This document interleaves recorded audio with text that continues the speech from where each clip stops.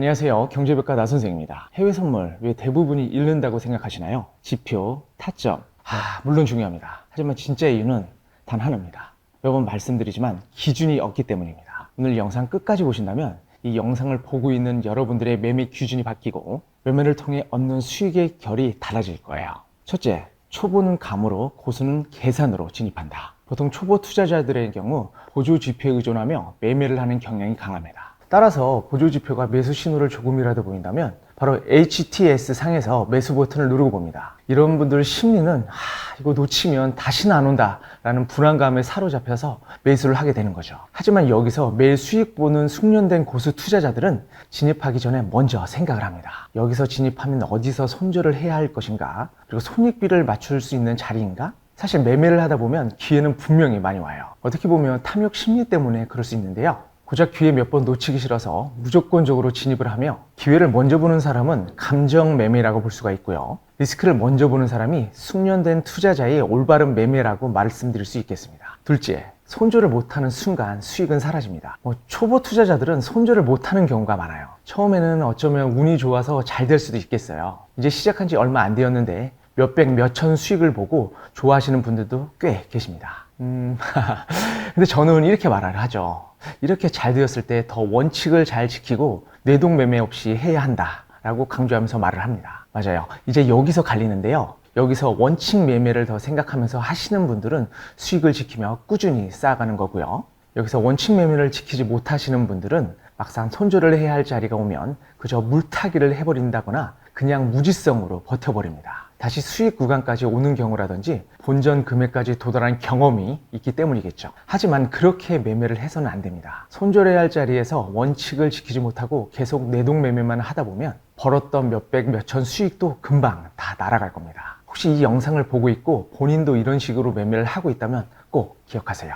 손절은 꼭 있어야 할 절대적 법칙이 있는 겁니다. 어차피 해야 되는 거고 그것을 못하면 계좌가 박살나는 거예요. 고수는 냉정합니다. 진입점 미리 손절을 계획하고 익절은 그 다음입니다. 내 기준은 이거다 라고 정하는 건 좋아요. 근데 지켜야 할 기준이 안 지켜지면 그냥 무의미한 수재가 될 뿐입니다. 셋째, 계획을 지키는 사람만 살아남습니다. 일반적인 계획은 사실 누구나 세울 수 있습니다. 하지만 그 중에서도 지키는 사람만이 고수라고 부를 수가 있죠. 손절, 익절을 계획하셨을 여러분들께 여쭤볼게요. 실제 손절을 했나요? 익절도 목표 가격까지 기다린다고 해놓고 놓칠 것 같아서 그냥 적은 금액에 수익을 청산하고 나온 적은 없으신가요? 이런 식으로 반복이 되면 손익비는 1도 안 되고 0.7에서 0.5로 무너지게 되는 겁니다. 결국 마이너스 수익 곡선을 만들게 되는 거죠. 자, 여러분 쉽게 설명드릴게요. 승률이 50%라고 가정을 하고요, 매번 손절을 할 때는 100만 원, 수익을 청산할 때는 50만 원. 이게 반복이 되면 어떻게 될 것 같나요? 그렇죠. 당연히 손실이 계속 쌓이는 구조가 되겠죠. 절대 이건 남의 이야기가 아닙니다. 뇌동매매가 시작이 되면 누구나 있을 수 있는 이야기입니다. 넷째, 뇌동매매는 당신의 계좌를 망칠 수가 있습니다. 앞서 설명드렸지만 뇌동매매는 절대로 있어서는 안 됩니다. 근데 뇌동매매를 하지 않았던 분들도 하게 되는 경우가 종종 있어요. 바로 이런 순간 보신 적 있으신가요? 손절 헌팅, 내가 정한 손절 라인만 딱 찍고 다시 올라감, 진입 미스, 진입 타이밍 놓치는 순간 급등, 익절 미스, 익절 타점 근처에서 급락, 이른 익절, 청산하자마자 급등, 연속 손절, 멘탈 붕괴, 이런 순간들이 반복이 되다 보면 어느 순간 매매는 실력이 아니라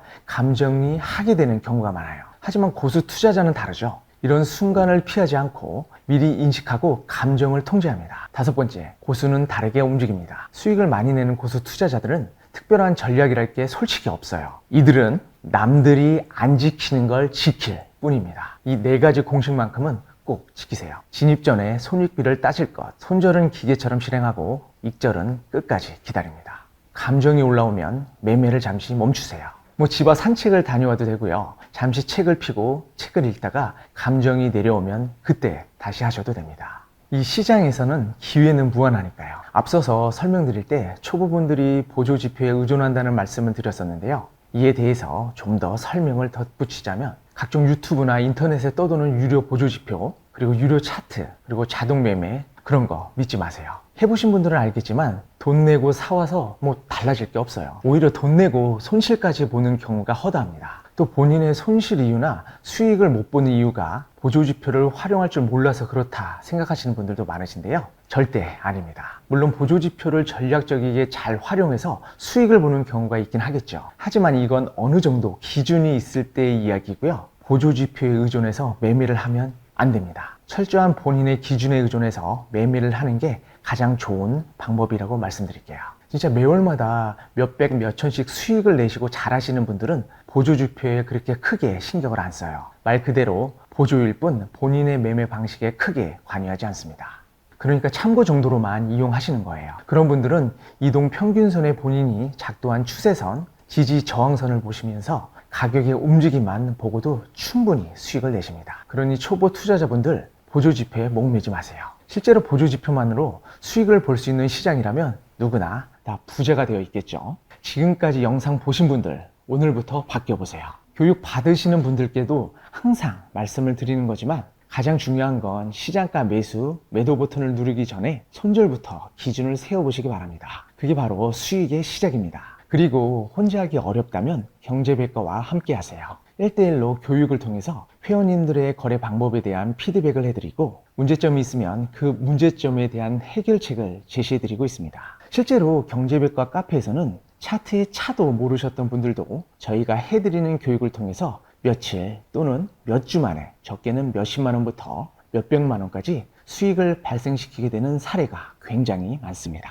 여러분 더 이상 그만 헤매시고 경제백과와 함께 해보시길 적극 권장해 드릴게요. 물론 해외 선물에는 정답이 없습니다. 하지만 손실은 최소한으로 줄이고 수익은 최대한으로 높이는 안정적인 거래 방법을 저희가 알려드릴게요. 저희와 함께 하신다면 누구나 복잡한 보조지표 없이도 단순한 가격의 흐름만 보면서 수익을 만드실 수 있게 될 겁니다. 수익이 절실하신 분, 해외 선물이 너무 어렵다고 하시는 분들은 고정 댓글에 링크를 남겨드릴 테니까요. 확인해 보시기 바랍니다. 추가로 해외 선물 매매하시는 분들 수수료 부담스러우시죠? 경제백과에서 안내해드리는 제휴거래소에서 매매를 하시면 수수료 최대 30%를 돌려드리는 페이백 혜택도 있으니까요. 놓치지 마시고 받아보실 수 있길 바랍니다. 이외로도 다양한 지원 혜택을 드리고 있으니까요. 혜택도 챙기시고 교육을 받고 수익을 내는 노하우도 익혀가시면 좋겠습니다.